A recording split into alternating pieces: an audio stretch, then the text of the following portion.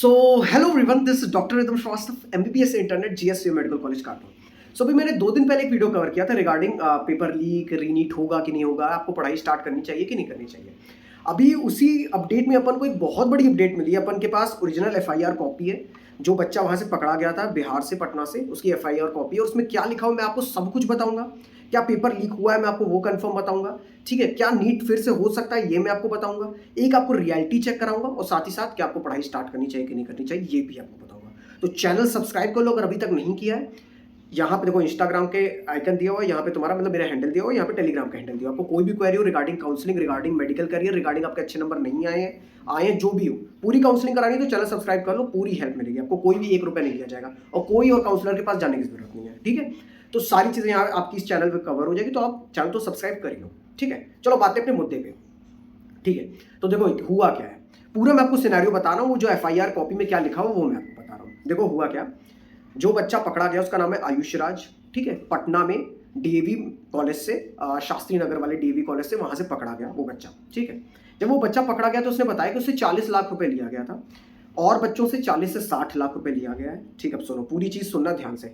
40 लाख लिया गया था, उसको पेपर एक दिन पहले मिला था, ओरिजिनल पेपर जो कि नीट में आया है 5 मई को, वही सेम पेपर उसे 4 मई की शाम को मिला, जिसमें क्वेश्चन पे आंसर टिक थे। मतलब समझ रहे हो, क्वेश्चन पेपर पे सारे आंसर टिक थे। वो पेपर उसने रटे।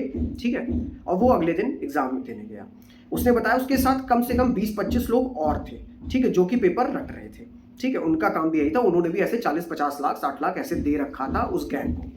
ठीक है, इसमें पूरी जो प्रोसेस में उसने पूरा बताया कि ऐसा ऐसा पूरा प्रोसेस बताया गया था और उनको ये समझाया गया, तो उसके तहत कई लोग के नाम आए। उसमें क्या हुआ, टोटल 13 लोग गिरफ्तार हुए, जिसमें से 4 ऐसे बच्चे थे जिन्होंने नीट दिया था और 9 लोग गिरफ्तार हुए जो पूरी एक गैंग में शामिल थे। ठीक है, अब जो टोटल हुआ डेटा वो पहुंचा था कि अराउंड 35 बच्चों को ये पेपर प्रोवाइड किया गया है। अगर एक दिन पहले पेपर लीक आउट हुआ है तो वहां पे जो भी वहां पे इन्विजिलेटर से लेके जो भी वहां पे आपकी जो भी स्टाफ था, पूरा स्टाफ जो वहां का था, कायदे से वो पूरा सस्पेंड होना चाहिए और पुलिस को हैंडल करना चाहिए इस चीज को। पहली चीज, पुलिस को उनको भी पकड़ना चाहिए क्योंकि वो भी इन्वॉल्व है काफी बड़े लेवल पे। क्योंकि पेपर एक दिन पहले बाहर आ गया, इसका मतलब पेपर ऑल ओवर इंडिया कहीं भी जा सकता है और इन गैंग ने सिर्फ पटना ही में ऑपरेट किया, इसकी क्या गारंटी है। तो पहली चीज ये है, बिहार पुलिस, पटना पुलिस ने खुद एक्सेप्ट किया है कि पेपर लीक हुआ है, पेपर एक दिन पहले रटाया गया था और जो पेपर था, जो बच्चे की ओरिजिनल एफआईआर कॉपी, अभी तक एक था ना स्पेकुलेशंस थे कि हो सकता है जो पेपर रटाया गया हो, क्योंकि वो जला दिया गया था पेपर, तो हो सकता है वो मेन पेपर से मिलता जुलता ना हो, बट ओरिजिनल एफआईआर कॉपी में बोला गया है वो पेपर हूबहू सेम वैसा ही था जो 5 मई को आया है। इवन आपने सुना होगा 1-2 सेंटर में जहां पे बच्चे बाहर आ गए थे, वहां पे उनको जब दोबारा कॉपी मिली थी, याद करो हिंदी मीडियम वाले थे, इंग्लिश मीडियम की कॉपी मिल गई थी, उनको जब वापस से हिंदी मीडियम की कॉपी मिली थी तो वहां पे टिक लगी कॉपी मिली थी, अगर आपने सुना होगा। तो कुछ तो भाई हेर फेर हुआ है, बड़े लेवल पे हेर फेर हुआ है। हर बार ये बात होती थी, पर इस बार मैटर क्यों उठ रहा है, क्योंकि मैटर काफी लार्ज स्केल पे पहुंचा। अगर एक दिन पहले पेपर निकला है तो कोई कुछ नहीं कह सकता कि पेपर कहां तक पहुंचा होगा, कहां गया होगा। ठीक है, पहली चीज ये है, paper leak confirmed. Original FIR copy अगर आपको पढ़नी है तो आप जी न्यूज के यूट्यूब चैनल पे जा सकते हो, वहां पर उन्होंने डाल रखी है। ठीक है, उनका एक वीडियो आया है, वहां पे वो डाल रखे हैं, आप देख लो, पूरा एक एक लाइन आप पढ़ सकते हो। ठीक है, इवन इंक्लूडिंग उस बच्चे का रोल नंबर से लेके सब कुछ। ठीक है, कहाँ रटाया गया, क्या सारी चीजें, सब कुछ आप पढ़ सकते हो। ठीक है, वो मैंने आपको डिटेल दे दिया। अब आते हैं मुद्दे पे, क्या पेपर होगा फिर से कि नहीं होगा। ठीक है, देखो पुलिस ने बोल दिया, बट ये चीज कोर्ट में जब तक अच्छे से लिस्टेड नहीं होगी, जब तक कोर्ट में इसकी हियरिंग प्रॉपर नहीं होगी, कोर्ट जब तक नहीं कह देता तब तक रीनीट तो नहीं होगा। क्योंकि एनटीए ने देखो अपना पल्ला, वो जो सवाई माधोपुर वाला केस था राजस्थान वाला, उसमें तो पल्ला अगले दिन ही झाड़ दिया था। पहले एक सेम डे नोटिस निकाली, फिर अगले दिन एक और नोटिस निकाल दी, ताकि वो चाह रहे थे कि नहीं भाई कुछ नहीं हुआ है। कोई भी नहीं चाहेगा ना भाई, 25 लाख लोग दे रहे हैं एग्जाम, सब लोग ऑन एन एवरेज अगर 1,500 रुपए भी पकड़ दो, 375 करोड़ का खेल है भाई। समझ रहे हो ना, छोटा मोटा खेल है नहीं, तो कोई फिर से एग्जाम क्यों कराना चाहेगा।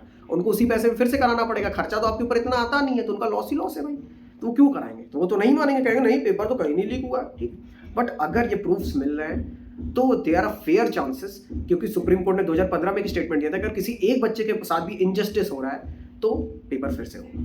ठीक है, ये मैं आपको बताया। अब क्या आपको पढ़ाई फिर से स्टार्ट कर देनी चाहिए, जो बच्चे अच्छे नंबर लाए हैं, जो नहीं भी लाए, जो भी है, जो भी आसपास है, जो भी पढ़ाई फिर से स्टार्ट कर देनी चाहिए। तो देखो जिन लोग के अच्छे नंबर आए हैं, जिन लोगों को लग रहा है शॉर्ट सिलेक्शन हो रहा है जिनका, ठीक है, आप क्या करो, अभी 1 हफ्ता वेट कर लो, एकदम से परेशान होने की जरूरत नहीं है। उसके बाद आप देखना, होप्स होगी 1 हफ्ते में क्लियर हो जाएगा। जो बच्चे कि थोड़े से कम नंबर रह गए थे, बॉर्डर लाइन पे थे, या जो भी हो, आप लोग प्लीज़ पढ़ते रहो यार। कोई भरोसा नहीं, आपको वैसे भी अगले साल के लिए भी पढ़ना था, और इस साल अगर पेपर हो रहा है तो आप पढ़ते रहो प्लीज़। मेरी बात मानो तो पढ़ते रहो, लॉस मत करो अपना, ये टाइम वेस्ट मत करो, ये टाइम लौट के नहीं आएगा दोबारा, क्योंकि जो भी न्यूज़ होगी आएगी खटाक से आपके, एकदम से आप हिल जाओगे, ठीक है। तो जो भी चीज़ें, please be prepared for it too, ठीक है। ये हो गया।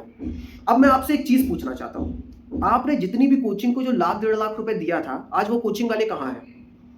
आपने मेरे को 1 रुपया नहीं दिया है ना आपने किसी और को दिया है जो आपके लिए इतना मेहनत कर रहे हैं, या जो सुप्रीम कोर्ट में एडवोकेट लड़ रहे हैं उनके लिए, जो जिन्होंने केस फाइल किया, जो पेरेंट्स आगे आ रहे हैं, आपने उनको भी कुछ फंड तो नहीं किया ना।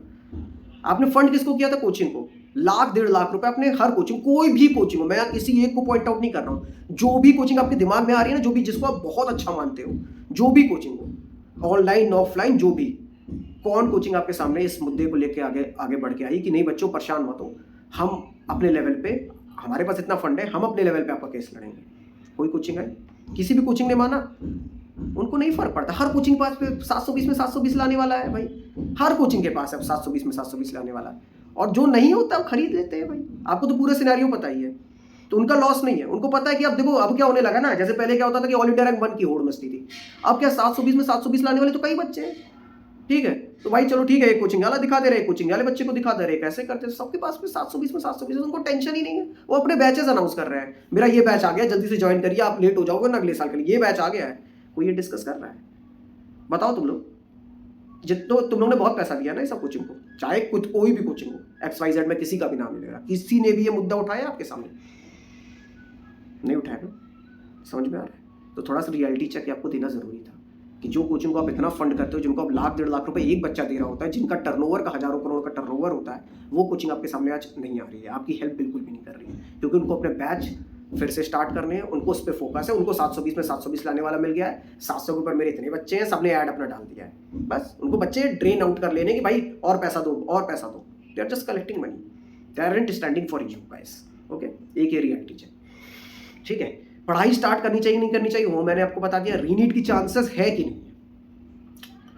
मेरे अकॉर्डिंग देखो यार, अगर ये मुद्दा सही में कोर्ट में आता है और ये जो FIR कॉपी है इसके प्रूफ्स मिल जाते हैं, सारी चीज़ें जो भी थी, तो मैं श्योर शॉट कह रहा हूँ 35 ये डेटा बहुत कम है।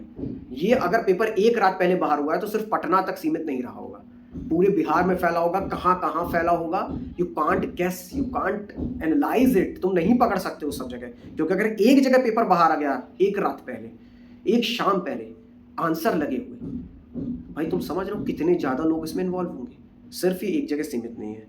तो अगर ये केस कोर्ट में लिस्ट हो रहा है, ठीक है, और कोर्ट इसको हियरिंग अगर जल्दी से जल्दी करता है तो देयर आर फेयर चांसेस कि रीनीट होगा, ठीक है। पहली चीज, मेरा कोई वर्डिक्ट नहीं है। आप लोग पिछले वीडियो में बहुत लोग बोले थे, मैंने जब बोला था कि रीनीट की चांसेस कम है तो बहुत लोग बोल रहे थे भैया आप तो रीनीट चाहते ही नहीं हो। भाई मेरे चाहने से क्या होता है भाई, एक बात बताओ, मेरे चाहने से क्या होगा भाई?